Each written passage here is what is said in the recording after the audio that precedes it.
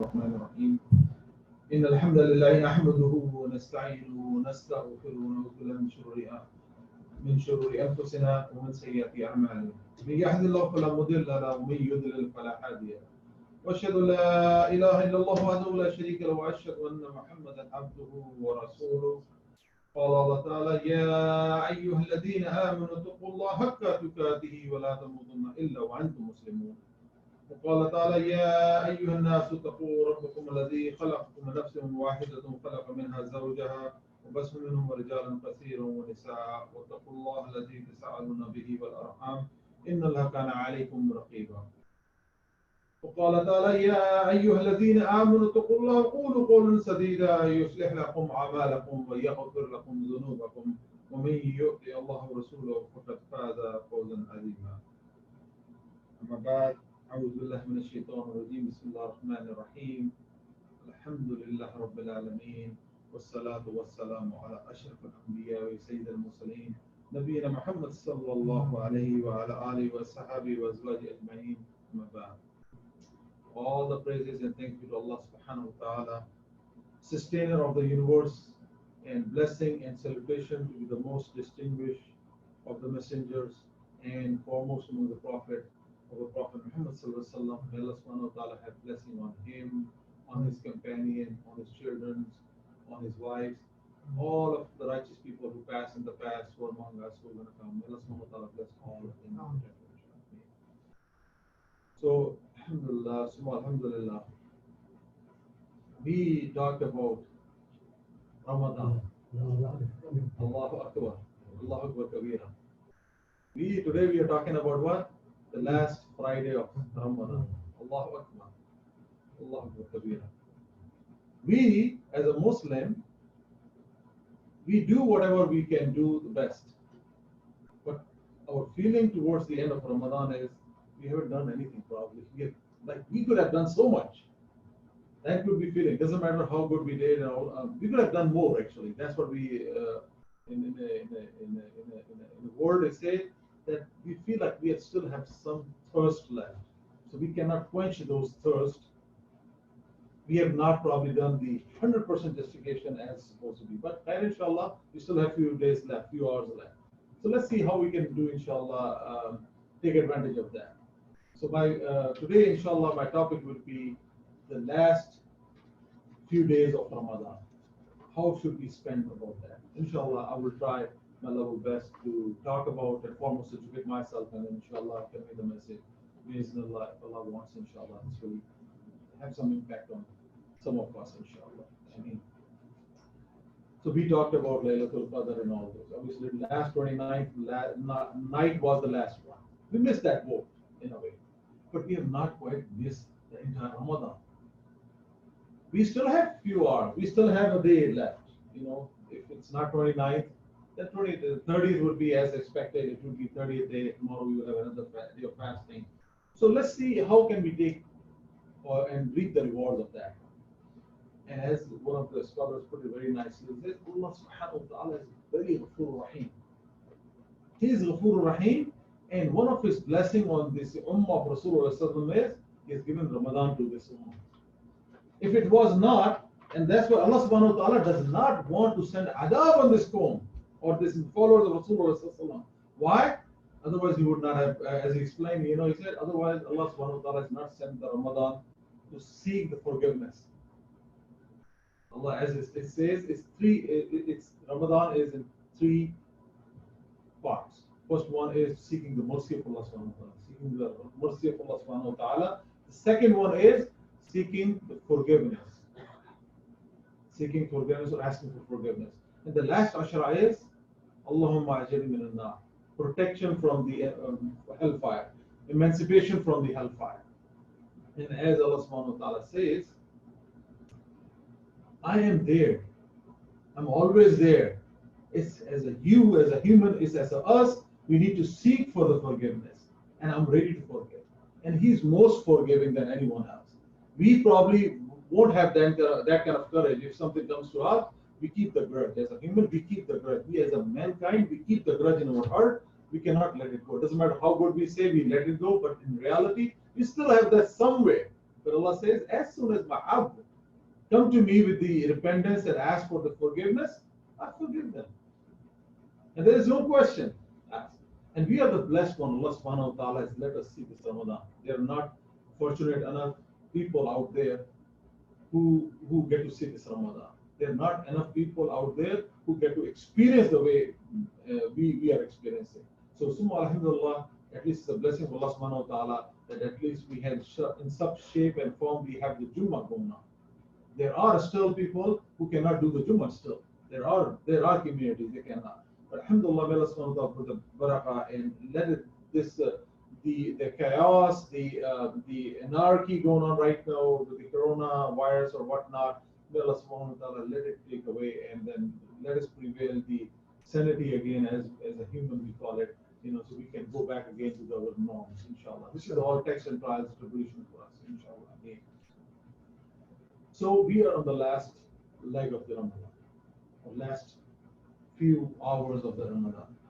So one of the scholars says beautifully. He says he was sharing his own experience actually, and he was sharing his own experience. And in that experience, he said he had one of his friends who used to be a trader. And he used to travel around the world and do all those trades. So he, as Allah subhanahu wa ta'ala as well, sometimes if you have hairs on your head, you are a lucky one. That's what someone claims. And the other one who are less fortunate enough in that part, they have less of hair or they don't have a hair altogether. So he was explaining there's a lesson actually why I'm saying it. I would not mean to ridicule those people who have lost their hairs or losing their hairs, but there was a lesson in it and I want to share that one with you all. So he said one of his friends, he used to travel the world and he used to come to America and all those things. And he saw one time he came back, he was all like bald headed, and one time he came back and he has few hairs popping up and he was taking good care of it. He said, how come this hair come? He says, I did the transplant on that. Here, I got the transplant of hair.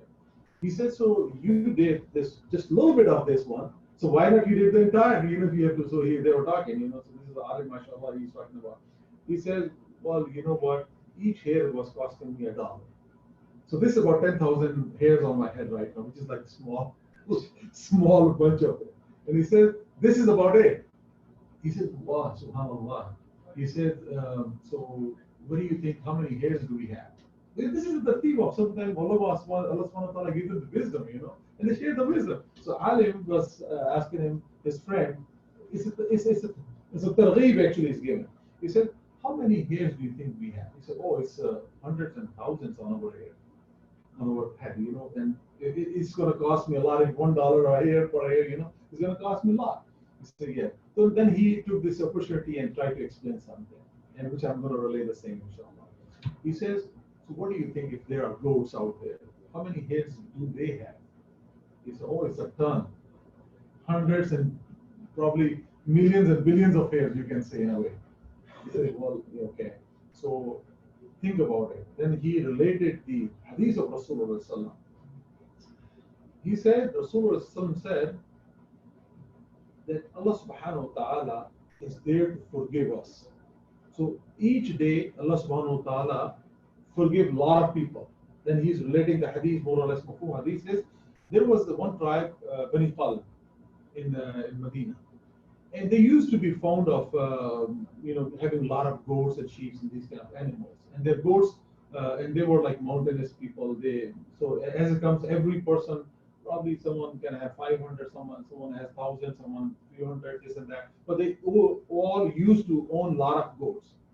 And those goats are furry with a furry, like they have a lot of furs on that, a lot of hairs on that. And when it comes the time, this whole tribe used to do that. And obviously they are still there and they used to do this, so this is the trade they used to do. But they're still doing it probably. So when they used to do is when they used to herd their goats and they used to let them go for go and gazing and whatnot. So they start floating down from the mountains among two mountains, and they come like hundreds and thousands goats coming down like this way, and it looks like this all mountain is covered with something different, which is like goats all together with their furs, and also it was a different picture. So Rasulullah is quoting. He says, when person asks for forgiveness, and Allah subhanahu wa ta'ala each night, more or less, he says, Each night of the Ramadan, Allah forgives the equal, though that many people, how many, that many hairs is on those goats and the flock comes down. Think about it. Allah subhanahu wa ta'ala forgives like millions of people every night. So Rasulullah has given us the example. Allah forgives as equal to the hairs of these all flocks coming down from the mountain every night. So and Allah is forgiving. Allah is looking for us to say and seek forgiveness, protection from hellfire. So Allah can forgive them from the protection of hellfire. So they all are protected from the hellfire. Allah protect them from the hellfire. Forgive them and say, okay, you are protected from hellfire. And as this goes in narration, it says, and as it was saying, when the last night comes, if it's 29 days of Ramadan, so 29 days of Ramadan of people being forgiven by Allah subhanahu wa ta'ala equal to those flocks. Allah double the number equal to all those 29 numbers the last day forgive them.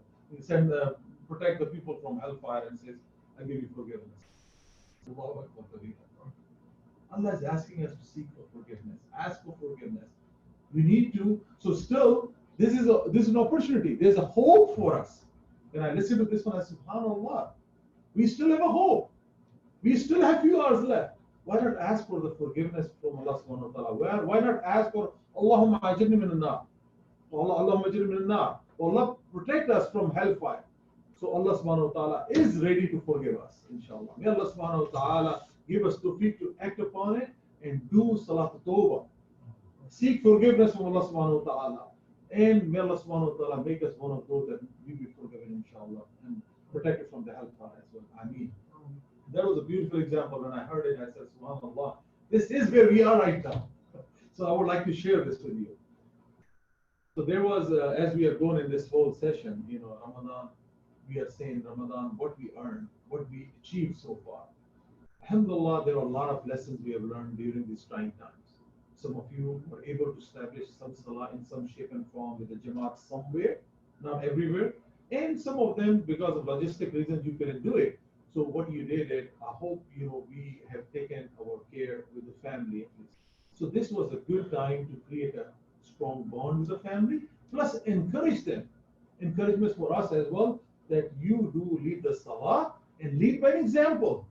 Encourage your sons, if they are, to lead the salah for you. So this was encouragement. I hope we have done something of those effects. If we have not done, still we have time. Because still everywhere salah is pretty much at home. So let's take advantage of that one. Do the encouragement. And as someone says, rightly says, as a male, this is a more responsibility as a Muslim male. Few things we need to do. First of all, our clothes should be clean all the time. We should have a cleansed cloth all the time. So if we happen to do salah or join any janazah all of a sudden, we should be able to be ready and jump on it and do it. Second thing is on us as a male that we should be able to lead the salah. You'll be surprised sometime. And there's a hadith of that as well, more or less. There will be time when people will be pushing each other. No one is ready to take the lead on salah. So we are not in that time, inshallah. Alhamdulillah, at least people will have the courage they can lead the salah. But at least we should be one of those that if it comes, we should be willing to lead the salah with khushu and khudu as is needed. It's not like anyone can jump and lead the salah, but there are certain conditions. So if you meet those conditions, by all means, definitely if among those crowd wherever you are, so you must lead the salah. This is a blessing of Allah subhanahu wa ta'ala. And as I say, the two things we need to, as a male, we need to carry. One, always keep the clean clothes. Another thing is, make sure we should have a courage and we know how to lead the salah if it comes to somewhere. So we should not be looking for people like you have 10 people, brothers, group together, and everyone is so much fearful and they do not have courage to lead the salah. And you'll be surprised. You'll be surprised sometimes. People, even age progression, they have not learned the basic surahs how to lead them in salah. They don't know basic rules of even doing the adhan as well. So we should be able to jump on it, given the adhan. That's a blessing of Allah subhanahu wa ta'ala. Let the salah as opportunity arise. May Allah subhanahu wa ta'ala inshallah help us to do these things. So one of the topic I'm going to talk is, this is the month of Som and the month of Quran, recitation of Quran. So we still have some time. So make sure that at least we should recite, we learn something new, or at least be firm on what we have learned so we can recite something better. Work on your tajweed if you have not learned tajweed. So learn how to recite the Quran. Second thing is, if you have not taken care of your due share of zakat, this is the time we need to take care of the zakat. It is compulsory. It is compulsory on the sahib and nisab. As soon as you become sahib and nisab, your zakat will become due. And then sometime there's a one of masala, uh, one of the mufti, mashallah, he has clarified that one too. He says people ask sometimes, when is the salah become eligible or become eligible to do the salah if you are young and you are coming to the age of puberty? He says, as soon as first time you become the sahib and nisab, that you need to start from there and your year ends that day. So you need to make sure that you give the zakat on the same day. But sometimes what happens is, obviously we don't know when that happened and what not, we forget what not. So at least pick up a date and do it. So again, as I mentioned again and again, Ramadan is the time sometimes people, obviously we are in Ramadan, if you have not taken your zakat, must take up zakat. Sadaqatul fitr. You need to do Sadaqatul Fitr as well, because that's what I'm going to mention, because you may not have time on the day of the Eid. So each person in your house must give the Sadaqatul Fitr. And again, there are different rulings, different, whatever you eat, based on that, it is the ruling, and if you want to give more, you can give more, whatever. So there's a whole different ruling on that. So that's not the topic I'm not going to go in detail, but if anyone has any question, you can talk or you can search it out or ask the right people, they will guide you. So this obligation, this is to make up any forgiving we have done intentionally or unintentionally in our fasting. So that will help us to, inshallah, to clarify. This is another type of zakat we need to do. And that reminds me of one of the story. During the World War One, the locust has attacked the Sham, the area of Sham, Syria. They attacked the crops, and they came and they started eating all of it. But there was one of the village on the side corner, and it's called Daria or Daria, something like that. And over there, one person has his own orchard and full of crops. And nothing happened to him, but everywhere else it happened, and it comes to the drought, and people start dying because of hunger and whatnot. And some of them complain.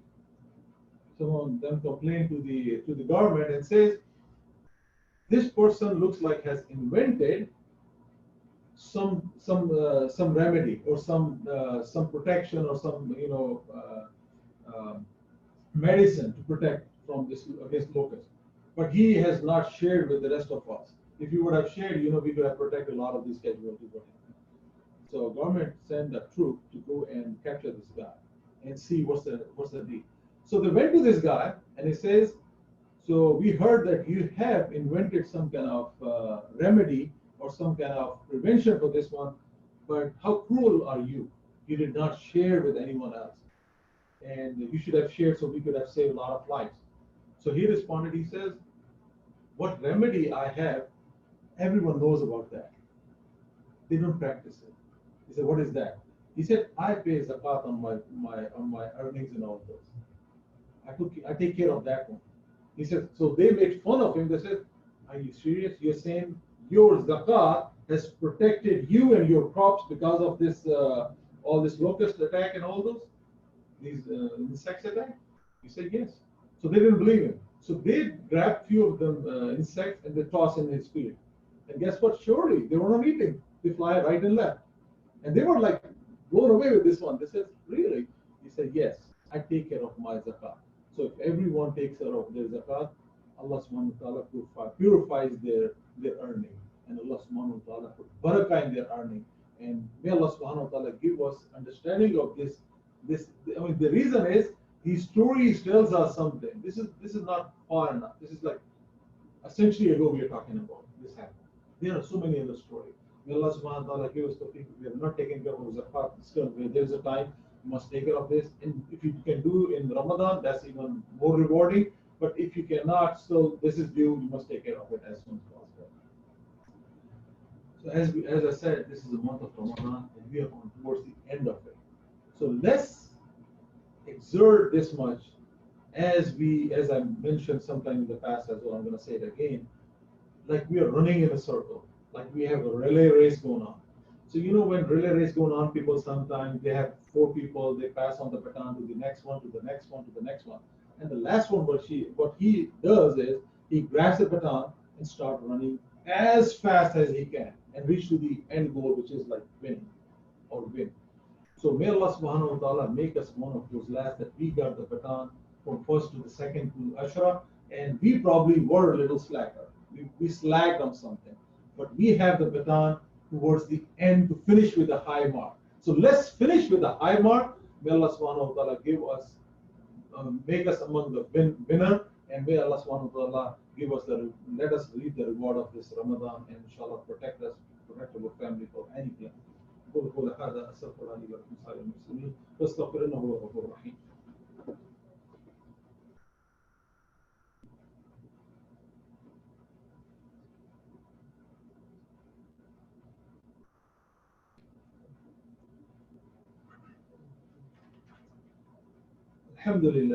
الحمد لله استعينوا واستغفروا ونعوذ بالله من شرور انفسنا من يهد الله فلا مضل له ومن يضلل فلا هادي له واشهد لا اله الا الله وحده لا شريك له واشهد ان محمدا عبده ورسوله ارسله بالحق بشيرا ونذيرا بين يدي الساعه من يطع الله ورسوله فقد رشد ومن يأسهما فانه لا يضر الا نفسه ولا يضر الله شيئا. اعوذ بالله من الشيطان الرجيم. ان الله وملائكته يصلون على النبي يا أيها الذين آمنوا صلوا عليه وسلموا تسليما. اللهم صل على محمد وعلى آل محمد كما صليت على إبراهيم وعلى آل إبراهيم إنك حميد مجيد. اللهم بارك على محمد وعلى آل محمد كما باركت على إبراهيم وعلى آل إبراهيم إنك حميد مجيد. ربنا لا تؤاخذنا إن نسينا واخطأنا. ربنا ولا تحمل علينا إسرا كما حملته الذين من قبلنا.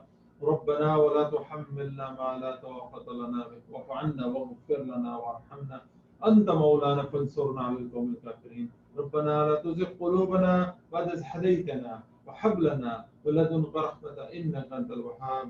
قال إن صلاتي ونسكي ومحياي ومماتي لله رب العالمين. اللهم اغفر لأمة سيدنا محمد صلى الله عليه وسلم. اللهم ارحم أمة سيدنا محمد صلى الله عليه وسلم. اللهم عسل أمة سيدنا محمد صلى الله عليه وسلم. اللهم استر أمة سيدنا محمد صلى الله عليه وسلم. اللهم اجبر أمة سيدنا محمد صلى الله عليه وسلم. اللهم فرج عن أمة سيدنا محمد صلى الله عليه وسلم. اللهم انصر الإسلام والمسلمين. اللهم انصر الإسلام والمسلمين. اللهم انصر الإسلام والمسلمين. اللهم اغفر لنا وللمؤمنين والمؤمنات والمسلمين والمسلمات واصلحهم واصلح ذات بينهم والف بين قلوبهم واجعل في قلوبهم الإيمان والحكمة.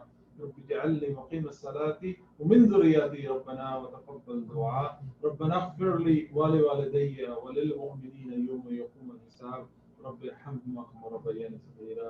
رب ارحمهما كما ربياني صغيرا. رب ارحمهما كما ربياني صغيرا. عباد الله الله في أصحابي لا تتخذهم غرضا من بعدي فمن حبهم فحبي أحبهم ومن أبغضهم فبغضي أبغضهم. وخير أمتي قرني ثم الذين يلونهم ثم الذين يلونهم. إن الله يأمر بالعدل والإحسان وإيتاء ذي القربى وينهى عن الفحشاء والمنكر والبغي يعظكم لعلكم تذكرون. فاذكروني أذكركم واشكروا لي ولا تكفرون. أقيموا الصلاة.